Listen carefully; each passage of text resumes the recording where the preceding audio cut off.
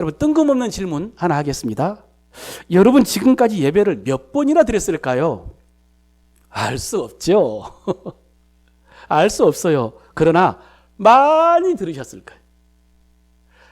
우리 한국 교회는 예배 많이 드리기로 정말 소문난 교회잖아요.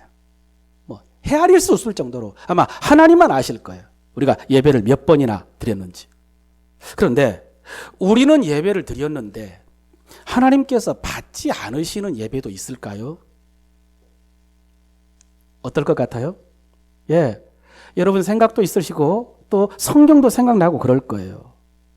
오늘 본문에 보면 아까 읽었던 본문의 23절에 예수님께서요, 아버지께 참되게 예배하는 자들은, 이런 말씀이 있었어요. 아버지께 참되게 예배하는 자들은, 여기서 오늘 설교 본문 참된 예배가 나왔는데, 참되다는 게 알레데노스라고 해가지고 진짜란 뜻이거든요. 진짜, 참된, 바른, 그런. 그러니까 참되게 예배한다는 것은요, 진짜 예배를 드린다는 거예요. 진짜 예배. 여러분, 예수님께서 말씀하신 그 참된 예배, 진짜 예배의 의미가 뭐냐면 하나님이 받으시는 예배예요. 하나님께서 받으시는 예배. 여러분, 하나님께서 받으시는 예배가 있으면 받지 않으시는 예배도 있겠죠. 이론적으로 그렇죠. 실제로 그렇습니다. 창세기 4장에 보면은 가인과 아벨이 하나님께 제사를 드리는데 아시잖아요. 하나님께서 아벨의 제사는 받으시고 가인의 제사는 받지 않으셨다는 거. 그런데 여러분, 말씀 자세히 보면요, 하나님께서는 아벨의 제물과 가인의 제물만 받고 안 받고가 아니라 사실은 그 자신을 받아주시고 그 자신을 받아주지 않으셨어요. 무슨 말이냐? 예배를 드린다는 것은 나를 드리는 것이고, 하나님께서 우리 예배를 받아주신다는 것은 우리가 드리는 어떤 예배만, 제물만 받아주시는 것이 아니라 무엇을 받아주시는 거예요? 예배 드리는 나를 받아주시는 거예요. 예배는 그런 거예요. 하나님께서 우리 예배를 받아주셨다. 이건 나를 받아주시는 거예요. 나를. 결국 예배의 본질은 하나님께 나아가는 것입니다. 예배의 본질은 하나님께 나아가는 것이고요. 그래서 하나님께서 그 예배를 받아주시는 것은 하나님께 나오는 나를 받아주시는 거예요. 신대원을 졸업하고 제가 전임 전도사로 가게 됐어요. 할아버지 같은 담임 목사님하고 면접 같은 그런 대화를 예배당에서 나눴어요. 예배당 저 뒷자리에서 담임 목사님하고 대화를 나눴는데 이렇게 물으시더라고요. 최 전도사, 예배가 뭐라고 생각하나? 예배가 뭐라고 생각하나? 야, 정말 어려운 질문이에요. 얼마나 폭넓은 질문입니까?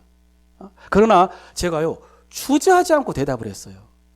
예배는 예수 그리스도를 통해서 하나님께 나아가는 것이라고 생각합니다.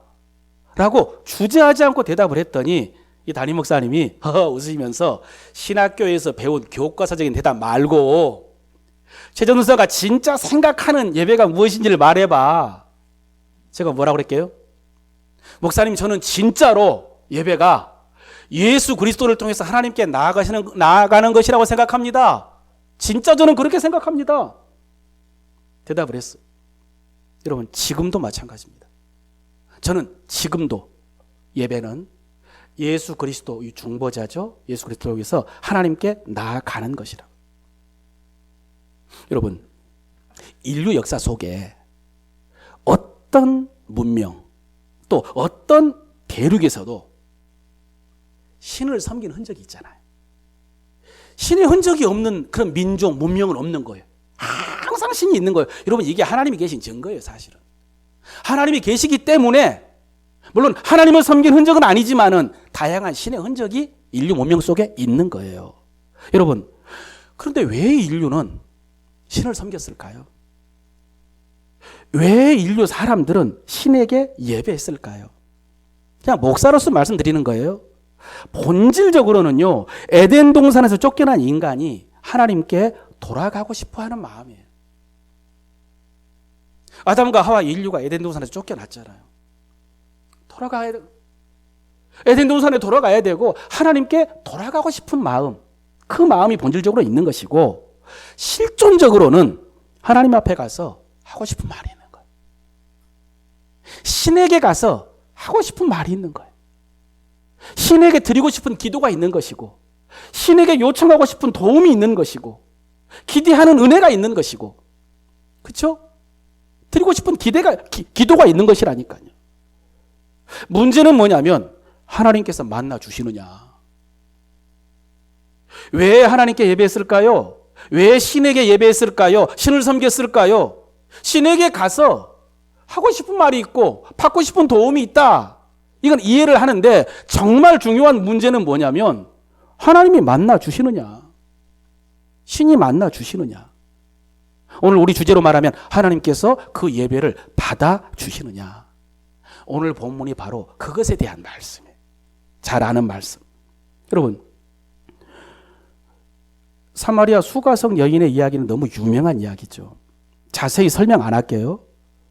수가성에 아무도 오지 않는 12시 정오에 물을 길르러 온 여인이 있었어요. 예수님께서 그 여인을 만나서 물을 좀 달라라고 요청을 했는데 총명스럽게 거절을 했어요. 웬 수작이냐고. 예. 그런데 그 처음 본 예수님께서 자기에게 남편이 5이 있다는 사실을 알고 있는 거예요. 깜짝 놀랐죠. 근데 지금 살고 있는 남자도 네 남편이 아니다 라고 깜짝 놀랐어요. 그리고 나서 고백하는 게 당신은 선지자시군요.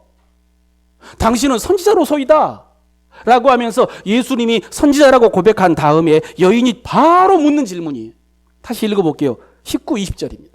19, 20절 시작. 여자가 이르되 주여 내가 보니 선지자로소이다. 우리 조상들은 이 산에서 예배하였는데 당신들의 말은 예배할 곳이 예루살렘에 있다 하더이다. 무슨 말입니까? 선생님, 어디서 예배를 드려야 된대요? 예? 예루살렘입니까? 이곳 그리심산입니까? 이런 질문이에요. 여러분, 이 질문은 표면적으로는 예배 장소에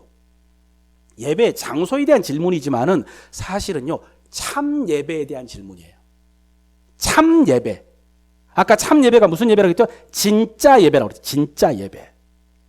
예수님께서 대답하실 때요, 아버지께 참으로 예배하는 자들은 이렇게 대답을 했거든요. 그러니까 여인도 사실은 참 예배에 대해서 질문을 한 거예요.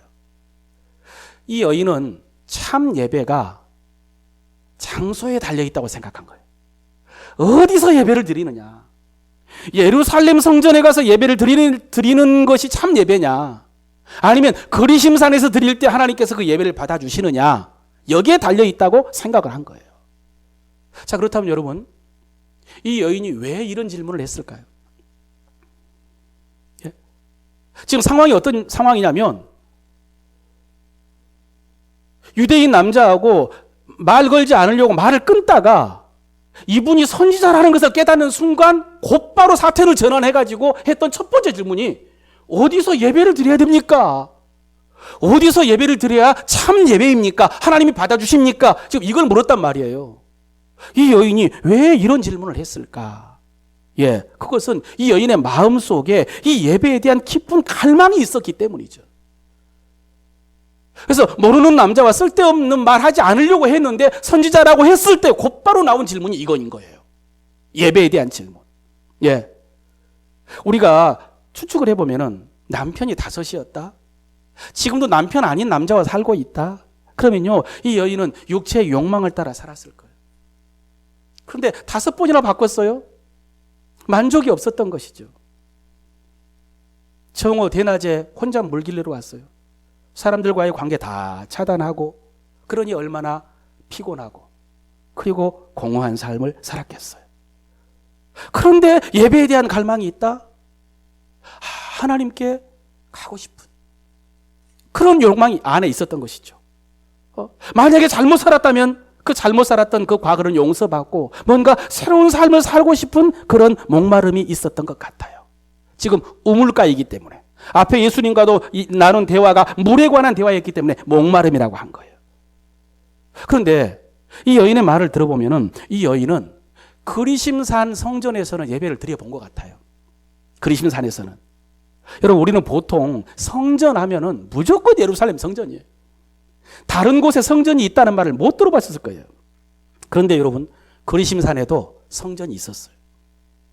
아마 이 여인이 있던 당시에는 온전한 성전은 없었을 거예요. 왜냐하면 힐카누스 2세가 다 쓸어버렸거든. 다 무너뜨려 버렸거든. 예루살렘 성전 말고 그리심산에 있는 성전이 있다고 여기가 다 쓸어버렸거든요. 여러분 이것 때문에 유다 사람들과 사마리아 사람들이 원수가 된 거죠, 사실은. 그러나 성전이 온전한 성전이 있지 않아도 성전 터에서 예배를 드리고 있었어요. 여러분 오늘날에도요. 지금 이스라엘 세겜에 성전은 없는데 예배가 드려지고 있습니다. 절기가 지켜지고 있어요. 이렇게 지금 그 흔적이 이어지고 있어요. 이스라엘 역사 속에 바벨론 포로에서 귀환한 사람들이 귀환해가지고 뭐 했냐면 성전 지었잖아요. 수룹바벨 성전이거든요. 그때 여러분 아시죠? 사마리아 사람들도요, 같이 짓자라고 했어요. 에스라의 느헤미야서에서 나오잖아요. 그런데 유대인들이 거부했어요. 그래서 그럼 니들끼리 하나님 섬겨라. 우리는 우리대로 섬기겠다라고 해가지고 그리심산에서 사마리아 속에서 예배를 드리면서 나중에 성전을 지었습니다. 그 성전 지을 때가 알렉산더 대왕 때예요. 알렉산더 대왕이 유다를 지배할 때 그때에 알렉산더 대왕에게 협조하면서 그리심산에 성전이 지어졌어요. 여러분 그리심산이 어디냐? 그리심산이 아브라함이 유대인의 조상이죠. 아브라함이 가나안에 처음 들어와 가지고 처음으로 단을 쌓고 하나님께 예배한 곳이 바로 여기예요. 세겜 상수리 나무 아래. 그러니까 그리심산이에요. 아브라함이. 성경에 보면요. 야곱도 이 세겜에서 단을 쌓고 하나님께 예배했다고 그랬어요. 야곱이 누굽니까? 12지파의 조상. 유대인의 조상 아브라함, 12지파의 조상 야곱도 그리심산에서 예배를 드렸어요. 그리고 이스라엘 백성들이 출애굽해가지고 가나안에 들어왔어요. 모세의 명령을 따라 여호수아가 백성을 이끌고 그리심산에 올라가가지고 그리심산에서요 축복을 선포했어요. 에발산에 건너편에 있는 에발산에 가가지고는 저주를 선포하고 그리심산에서는 축복을 선포했어요. 그 산이 그리심산이에요. 그러니까 여러분 생각해 보세요. 사마리아 사람들은 저 예루살렘은 어떤 곳이냐? 여부수 사람들의 땅이었어요. 다윗이 정복해가지고 거기다가 왕궁을 짓기 전까지는 여부수 사람들의 땅이었다고. 저 땅보다는 아브라함과 이삭과 야곱이 거쳐갔던, 그리고 여호수아가 축복을 선포했던 그리심산이 훨씬 더 정통성이 있는 곳 같잖아요. 관계가 있는 것 같지 않습니까? 그러니까 그리심산에서 예배하는 것이, 그리심산에서 예배할 때 하나님께서 그 예배를 받으신다 이렇게 생각을 했던 거예요. 그래서 조상들의 가르침을 따라서 이 여인이 그리심산에 가서 예배를 드린 것 같은데 문제는 만족이 없었던 것 같습니다. 예배는 드렸던 것 같은데 여기서 예수님께 다시 질문하는 이유가 뭐겠어요? 거기서 예배를 드렸는데 만족함이 없었던 거예요. 그러니까 뭐가 문제일까? 생각하지 않았겠어요? 갈급함은 있는데, 그죠? 뭐가 문제일까? 역시 예루살렘인가? 그 유대인들에게까지 가야 되나? 그 수모를 받으면서 그런 생각을 하고 있었겠죠. 그런데 예수님을 만난 거예요. 자기의 모든 과거를 알고 있는 선지자라고 생각하는 예수님을 만나자마자 곧바로 묻은 것입니다. 선생님, 어디서 예배 드려야 됩니까? 어디서 예배를 드려야 하나님께서 예배를 받아주십니까? 그런 질문이죠. 여러분, 이 여인이 질문했던 그 참된 예배의 문제 생각하기 전에 먼저 이 여인의 마음을 한번 살펴보세요. 이 여인의 목마름. 우리에게 이런 예배에 대한 목마름이 있는가? 이런 사모함이, 이런 절박함이 있는가? 오늘 어떻게 하여튼 집에서 출발해가지고 오늘 주일이 시작됐어요. 아침 정리하고 그리고 교회를 향해서 올 때에 그런 어떤 기대, 어떤 간절함이 있게 이렇게 오셨냐 이거죠. 여러분 예배가 뭐라고 그랬어요 아까? 예배는요 하나님께 나아가는 것이라고 그랬어요. 여기서 우리가 와가지고 뭐 찬송 부르고 기도하고 예물 드리고 막 축복하고 말씀 듣고 이게 예배 형식인데 본질은 여러분께 여기 나온 게 예배예요. 하나님 앞에 나온 게 예배예요. 근데 왜 하나님께 나아간다고요?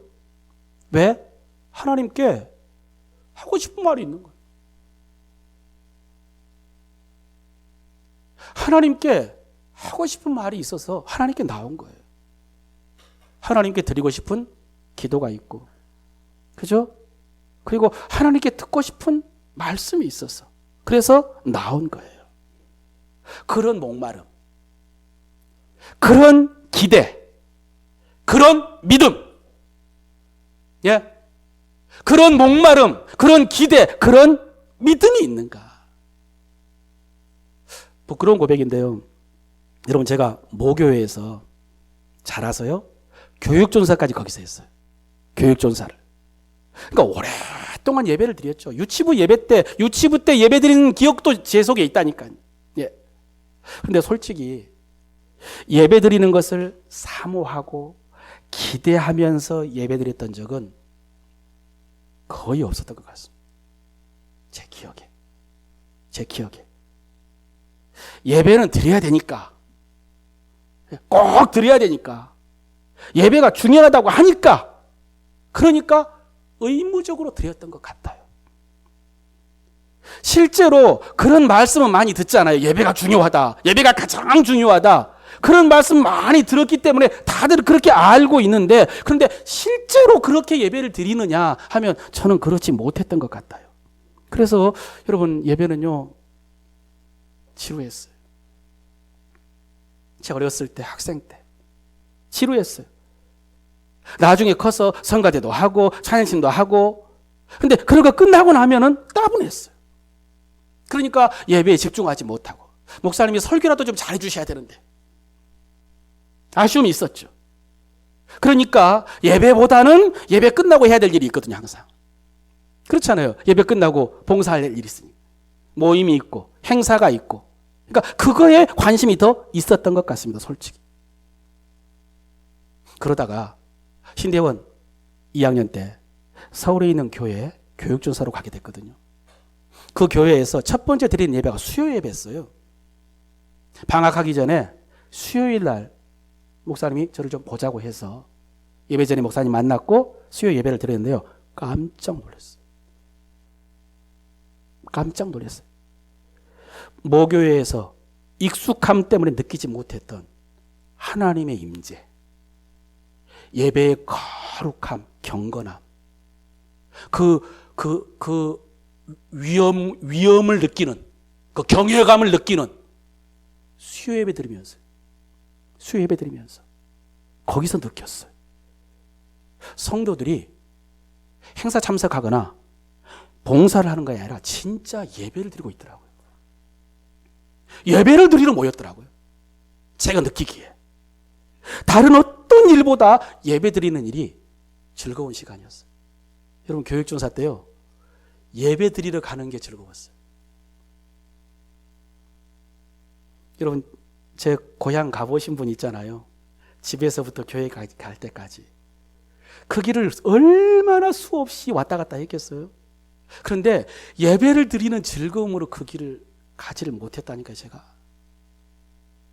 가서 사람 만나고 봉사하고 행사하고 놀고 그러려고 갔었지, 예배를 드리러 간다는 사모함으로 그 길을 가지를 못했어요. 제가.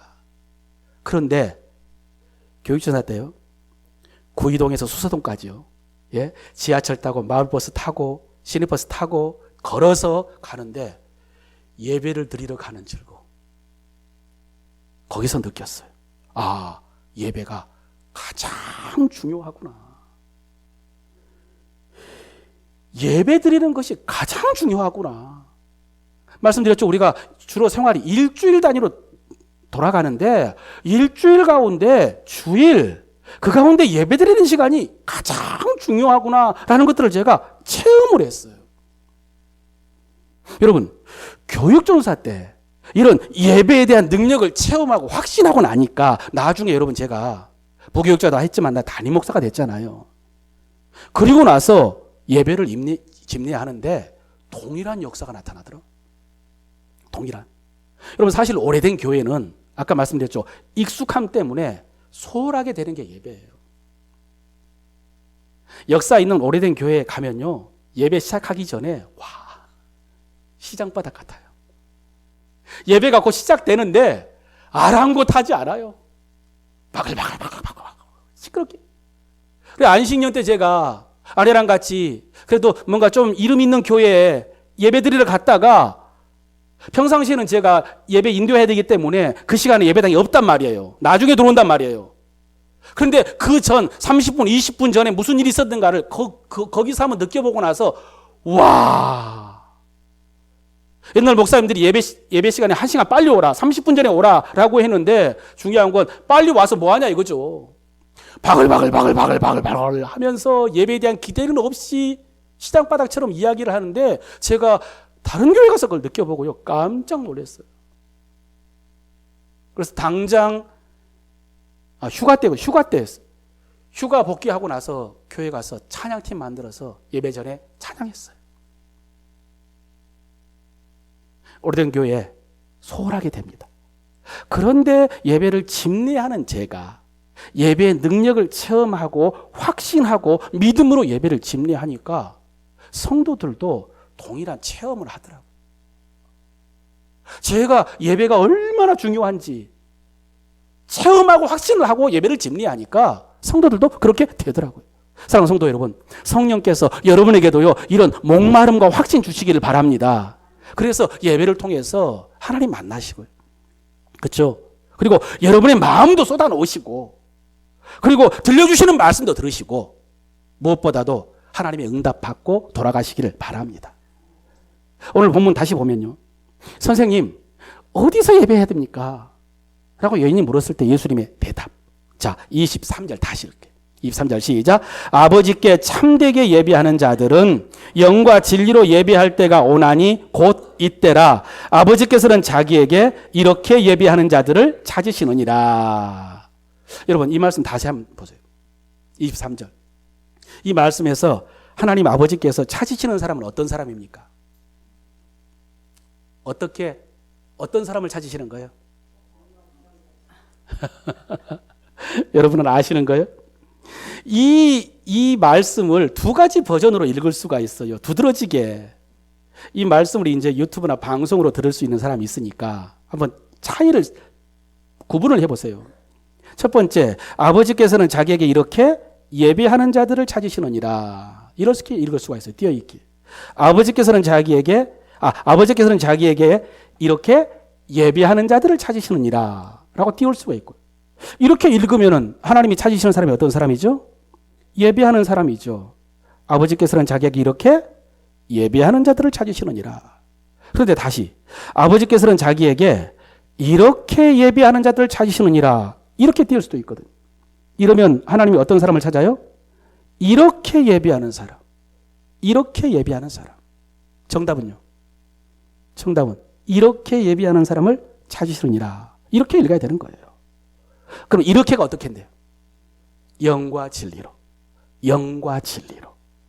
하나님께서는 영과 진리로 이렇게 예배하는 사람을 찾으시느니라. 이게 이 말씀이에요. 근데 제가 가끔 책을 읽거나 지난주에도 제가 그런 책을 읽었는데 사실은 책을 읽거나 설교를 들을 때에 이 말씀을 인용하고 나서 이렇게 하나님께서는 예배하는 자들을 찾으십니다. 라고 설명을 하는 거예요. 그러므로 하나님께 예배하는 것이 중요합니다. 이렇게 설명을 하는데 참 안타까워요. 화가 날 때도 있어요. 물론 하나님께 당연히 예배해야죠. 그렇죠? 당연히 하나님께 예배해야 되고 하나님은 예배하는 사람을 기뻐하시지요. 그런데 이 말씀은 이렇게 예배하는 사람을 찾는다고 하셔서 아무렇게나 예배한다고 하나님이 기뻐하지 않으세요. 하나님께서는 영과 진리로 예배하는 자를 기뻐하신다고 그랬어요.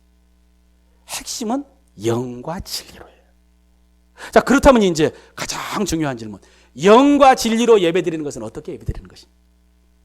영과 진리로 예배한다는 게 무슨 말씀이냐? 자, 이거 알고 가야죠. 다시 읽을게요. 23절. 자, 질문입니다. 영과 진리로 예배하는 것은 어떤 것인가를 찾아야 돼요. 다시 읽겠습니다. 시작. 아버지께 참되게 예배하는 자들은 영과 진리로 예배할 때가 오나니 곧 이때라. 아버지께서는 자기에게 이렇게 예배하는 자들을 찾으시느니라. 영과 진리로 예배하는 게 어떤 것인 것 같아요? 참되게. 그렇죠. 예. 그렇게 예배하는 것이 어떤 것이냐고요. 예수님께서는 영과 진리로 드리는 예배를 말씀하시면서 뭐라고 했냐면 영과 진리로 예배할 때가 온다고 하셨어요.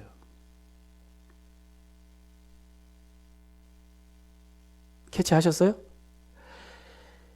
영과 진리로 예배할 때가 온다. 여러분, 이 말씀은 영과 진리로 예배하는 것이 방법의 문제 이전에 먼저 때의 문제라는 것을 알 수가 있는 거예요.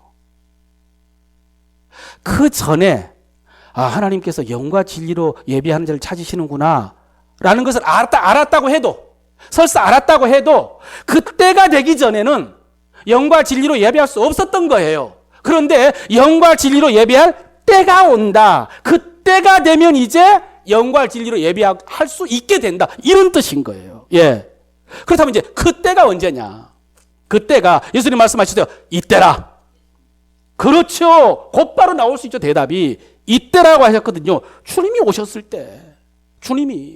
주님께서 십자가에서 우리 죄를 대속해 주셨을 때, 그렇게 해서 우리가 영으로 거듭날 수 있을 때, 그렇게 해서 우리가 하나님의 영 성령을 받았을 때, 그때 비로소 영과 진리로 예배할 수 있게 된 거예요.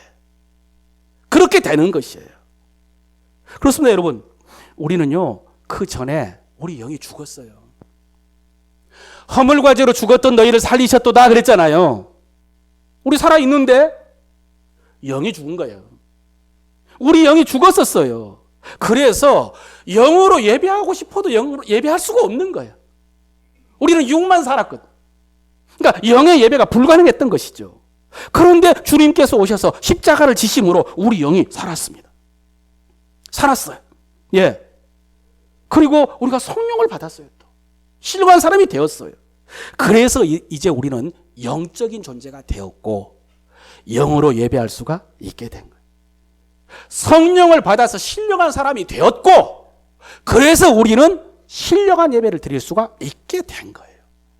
결국 여러분, 영과 진리로 예배하는 것은 방법의 문제가 아니라 존재의 문제인 거예요. 예.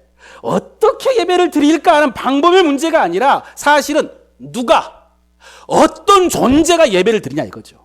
존재의 문제요, 신분의 문제요, 자격의 문제인 거예요. 어떤 자격으로 하나님 앞에 나오는가? 이런 문제인 거예요. 진리이신 예수 그리스도를 통해서 영으로 거듭난 우리가 영이신 하나님께 자격을 얻게 된 거죠. 그래서 영인 우리가, 성령을 소유한 우리가 하나님께 예배 드리는 것, 이것이 영과 진리로 드리는 예배. 그렇게 예배할 때가 올 것이다. 바로 이때라. 사랑하는 성도 여러분, 하나님께서 거듭난 우리가, 영으로 거듭난 우리가 드리는 예배를 기뻐하시는 줄로 믿으시길 바랍니다. 예수 그리스도를 통해서 거듭난 우리가 드리는 예배가 영과 진리로 드리는 예배인 거예요. 믿으시길 바랍니다. 여러분, 그 전에 이때라, 그 전에 예배, 아까 그 여인이 물었던 그 질문, 그 예배는 성전에 가서 짐승으로 드리는 예배였어요. 그렇죠? 짐승을 잡아서 짐승의 피로 드리는 예배였습니다. 그래서 백성들은 짐승 잡아가지고 어디까지 갈 수 있었냐면, 백성들은 성전에 짐승 가지고 어디까지 갈 수 있었냐면 마당까지 갈 수 있었어요. 성막들, 성전 마당까지 갈 수 있었어요. 거기서 이제 제사장이 짐승을 받아가지고 제사 지내는 거, 하나님 앞에 나아가는 것을 사람들은 지켜보는 거예요. 마당까지. 대제사장은 1년에 한 차례씩 짐승을 잡아서 지성소까지 들어갈 수 있었어요. 성소를 지나 휘장을 지나서 지성소까지 들어갈 수 있었어요. 그때에 12지파의 이름을 견장에 쓰고 이름 있는 흉패를 붙이고 들어갔어요. 그 모습을 백성들은 마당에서 지켜보면서 자기가 들어간 것으로 믿었어요. 제사장이 들어가는 모습을 보면서 하나님께서 자기를 받아주시는 것으로 믿었어요. 그래도 좋았어요.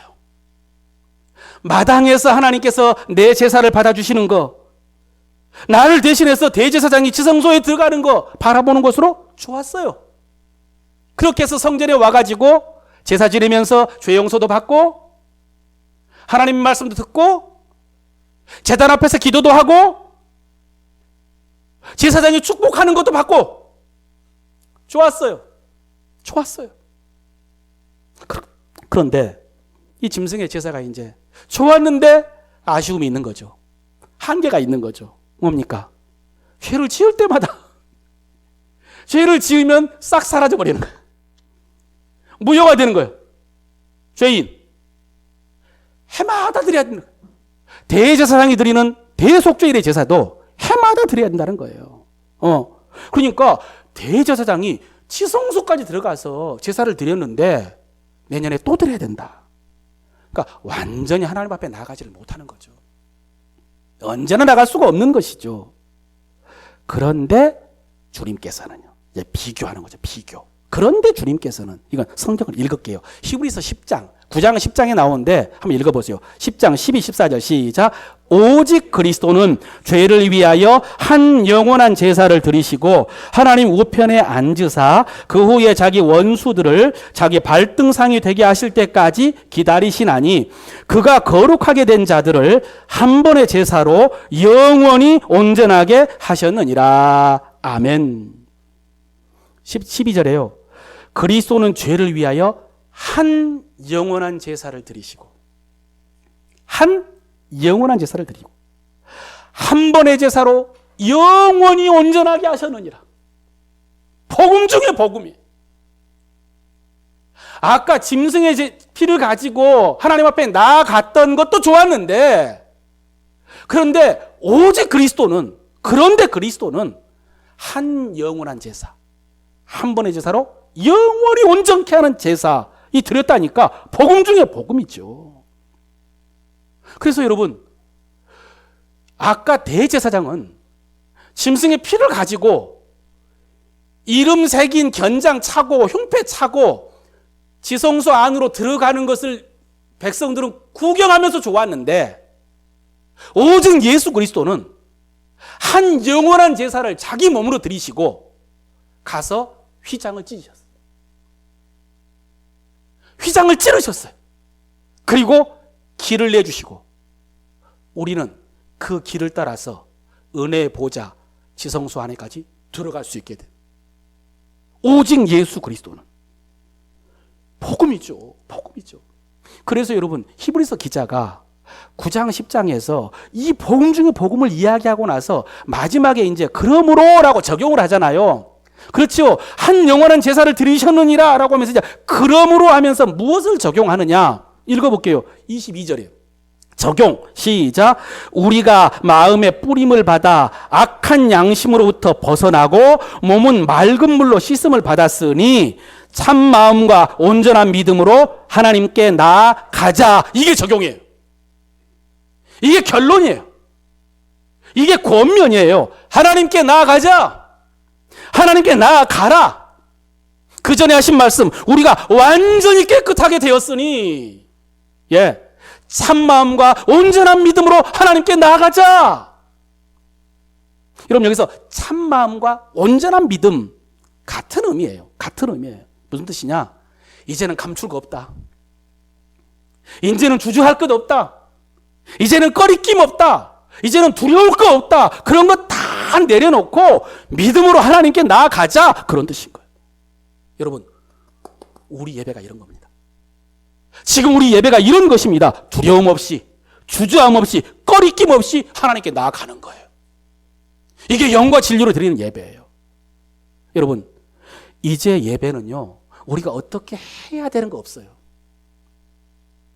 우리가 어떻게 되어야 되는 거 없어요. 이제 예배 그것밖에 안 되냐? 너희 예배 그렇게밖에 못 드리냐? 그런 예배 하나님께서 받으시겠냐? 너희들 그렇게밖에 못 살겠냐? 없어요. 그런 거 없어요. 그건 옛날 이야기예요. 옛날에는 그렇게 해서는 하나님 예배 안 받으셔요. 하나님께 감히 나갈 수도 없어요. 그렇게 살다가 그런 예배를 가지고, 그러니까 말라기 선지자가 그런 예물 가지고 온 거 하나님 받으시겠나? 니들 총독이라면 받으시겠냐? 이렇게 책망했죠. 그런데 지금은 그런 거 없어요. 없어요.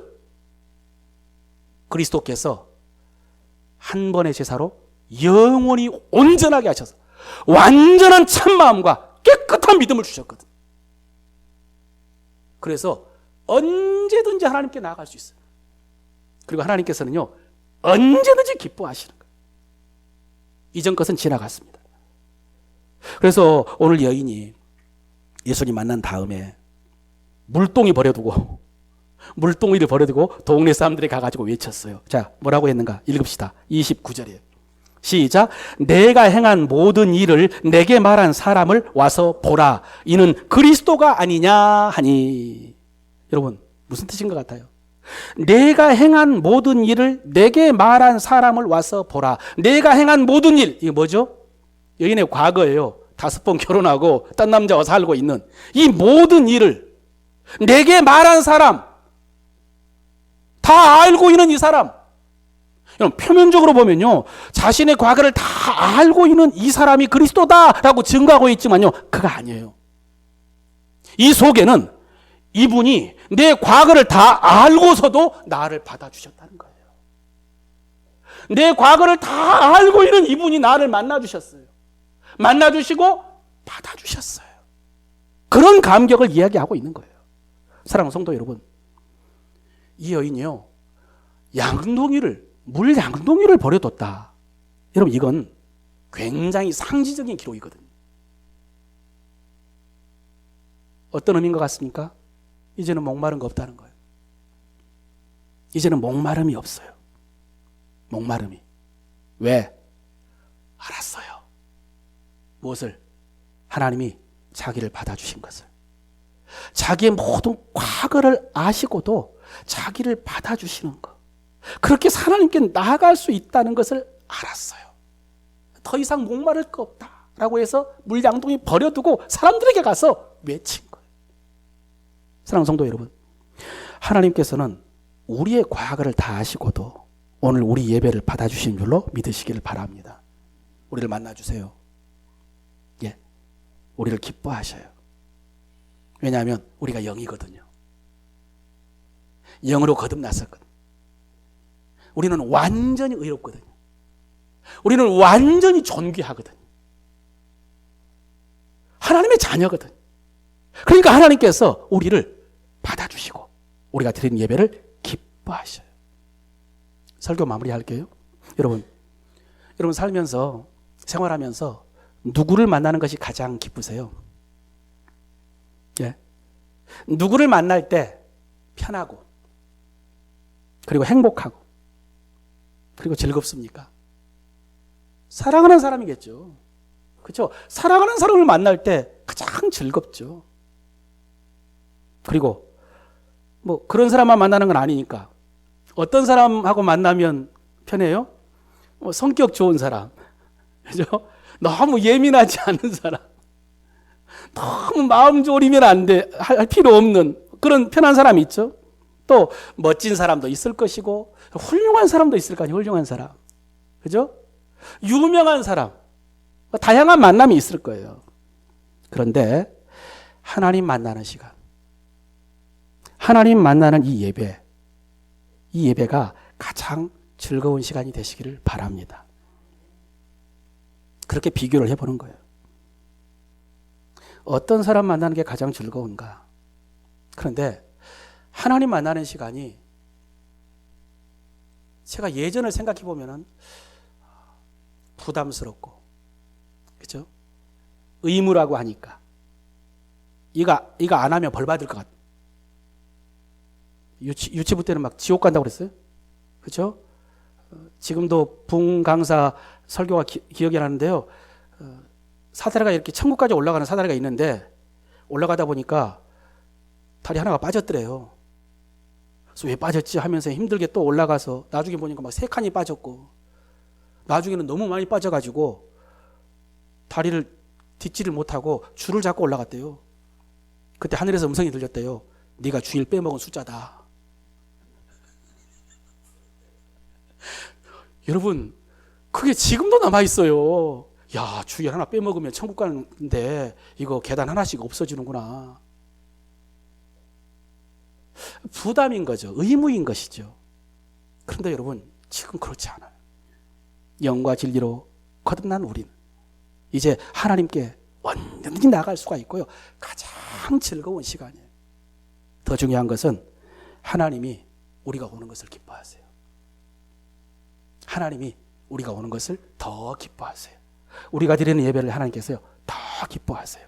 마지막 말씀 읽겠습니다. 4장 16절.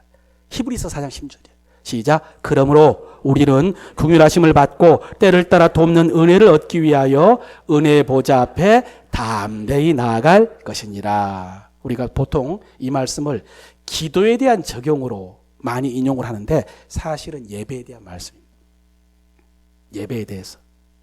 히브리서 4장이 안식, 주일에 관한 말씀이고 그리고 예배에 대한 말씀이거든요. 예. 긍휼하심을 받고 때를 따라 돕는 은혜를 얻기 위해서. 인류가 왜 하나님께 나아갔다고요? 왜 사람들이 하나님께 신에게 나아갔다고요? 하나님께 하고 싶은 말이 있었어.